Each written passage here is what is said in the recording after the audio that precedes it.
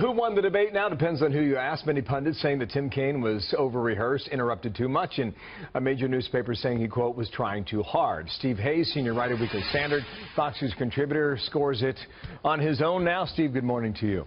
Good morning, Bill. How do you score it, broadly speaking? Go.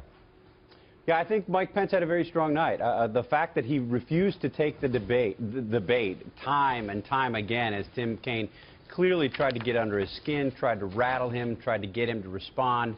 And Pence remained calm and cool, and I think made a very strong prosecutorial case against Hillary Clinton, against Barack Obama, and against the status quo in Washington, D.C.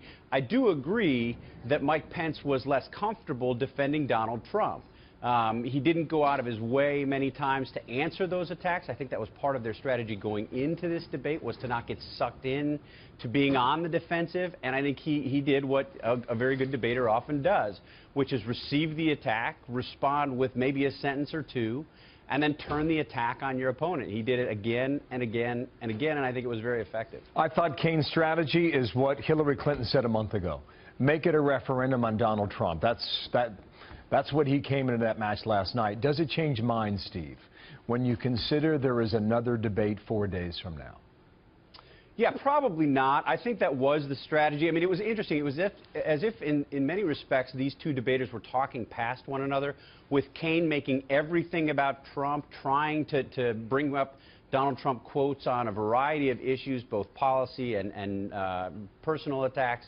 And Mike Pence sort of looking past those attacks and responding and making a case on behalf of conservatism. I think if you're an iffy Republican or a skeptic of Donald Trump, what Mike Pence did is at least give you some assurance that conservatism in a Trump White House would have a seat at the table. And in that sense, I think this is the high watermark for conservatives for this general election right now. Wow, the high watermark. Huh. Wall Street Journal calls it Trump's best debate. That's the title of their editorial. The closing paragraph goes like this. The alternative is to follow the Pence template of doing your homework, sounding presidential, making the case for change for the failures of the last 7 years on the economy and security, issues number 1 and number 2. If Mr. Trump wants to win, his running mate showed him the way, end quote.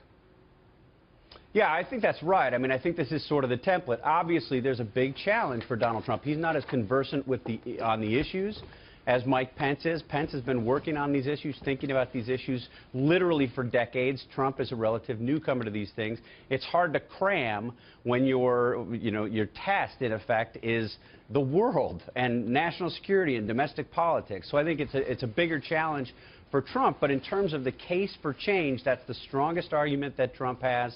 It's where he's likely to be most successful. 7 in 10 of Americans want a change of course, a change of direction in this country. If Trump keeps going back to that and can avoid taking the debate every time Hillary Clinton tries to needle him with something, he'll do certainly better than he did last time. Town hall format, Sunday night, St. Louis. Thank you, Steve. Stephen Hayes, initial analysis there out of D.C. Thanks, Bill. Thank you.